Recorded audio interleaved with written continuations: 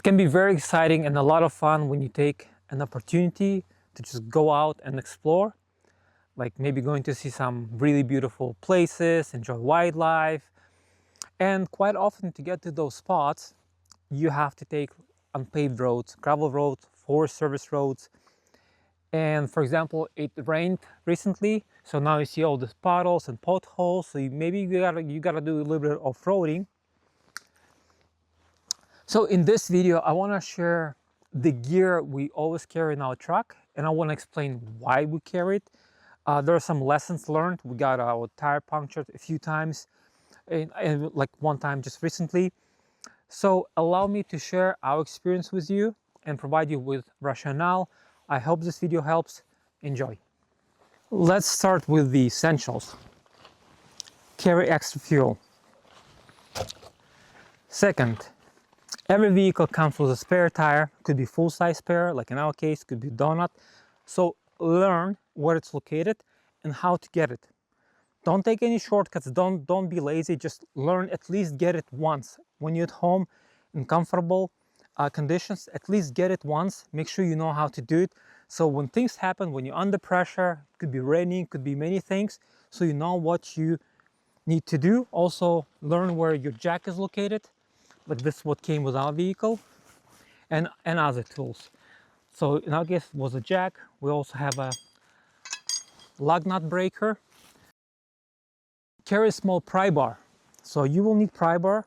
If you got a nail in the tire, you need the pry bar to pull it out. Instead of the jack that comes with the vehicle, I prefer using hydraulic. So it's called bottle jack, so I use hydraulic.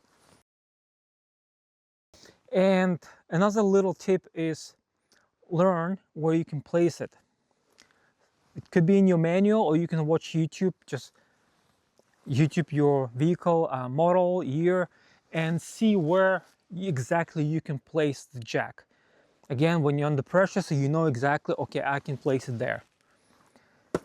Then let's say you replace your tire, you remove the damaged tire, you put a spare one in, you tighten the nuts, and then at the end you will need something called torque wrench, because once you tighten the nuts, you need to apply certain pressure, certain force to these nuts. So these are special torque wrenches. In our F-150 I need to apply 150 pounds force. So I put it on the tires and I wait for the click, meaning, sorry, so then I know it's tightened properly. And typically when you replace your tire, you have to do it once you replace the tire, and roughly in 50 kilometers, stop and do it one more time. Also, if your truck comes with an inverter, you can use an impact wrench, just will speed things up. Another must-have recovery gear is the jump starter.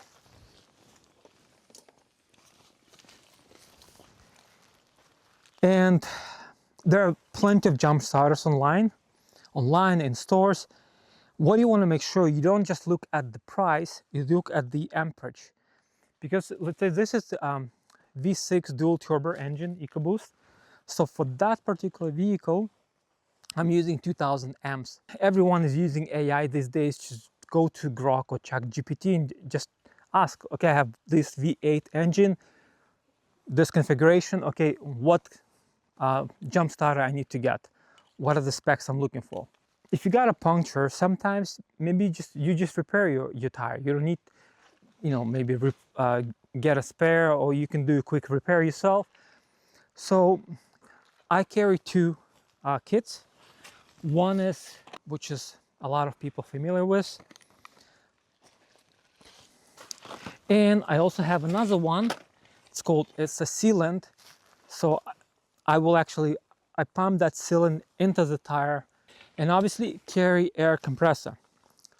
So in our case, I'm using this air compressor and it has digital display. What's really important here is when you go on unpaved road, don't feel lazy, don't take any shortcuts. Go to your vehicle and reduce tire pressure.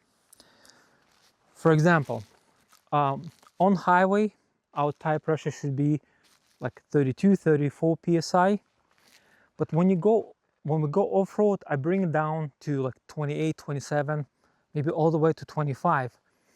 And it not only improves the traction when you are on unpaved road, it also makes your ride much softer, much smoother. Because if I drive through these potholes with 32 psi, 34 psi in my tires, we will feel it, even if it's half-ton truck, right? So if you drive 3/4 ton truck or 1-ton truck, it's much stiffer.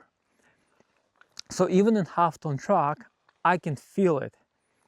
So by reducing the air pressure in the tire, the ride becomes much more comfortable, much softer.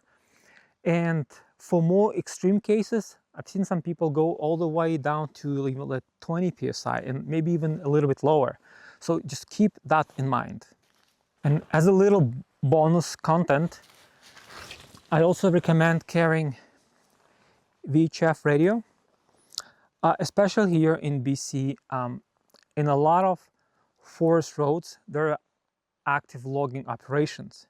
So when you go on that forest road, you will see big signs saying like R11 something, and there will be a radio frequency. So when you go on that road, ideally you should report like every 2 kilometers that you're going up on that road, and people who drive your way, they will report, that they drive down. So you will notify each other, especially it's like a one lane road, you have a big logging truck coming your ways. So if there's a truck coming, you can find a spot where you can park aside, and it will only benefit you. You will feel more safe. It makes it better for everyone. And I'll post a link on top, so where you can see how to use it properly. There's like special videos for that.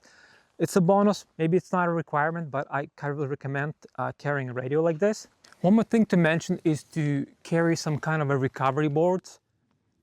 So that's what we carry on our roof. I also recommend getting a dedicated offline map for the area. We use BRMB Maps app, which is what we use for a backcountry in Canada. Super detailed, very useful. We are extremely happy with this map. So it's called BRMB map. Check it out. And finally, have some kind of a device, like satellite communication device, because in many areas here, well, in most remote areas, in BC at least, there's no cell phone reception. None. Zero. Nothing. So carry some kind of satellite communication device. There are small devices. I know that Apple allows people who own iPhones, they can also use Apple Satellite for messaging only. In our case, we always carry with us Starlink. So if something happens, we can run Starlink. Just make sure you enable Wi-Fi calling on your phone when you're still connected to the cell phone network. You cannot enable Wi-Fi calling when you're actually on Starlink. It has to be cell phone reception. So when you're in that area, enable Wi-Fi calling on your phone. So next time you off-grid and you run your Starlink or any other service, you'll be able to make phone calls with Starlink. I hope this video helps. I try to make it as short as possible. Enjoy and safe travels.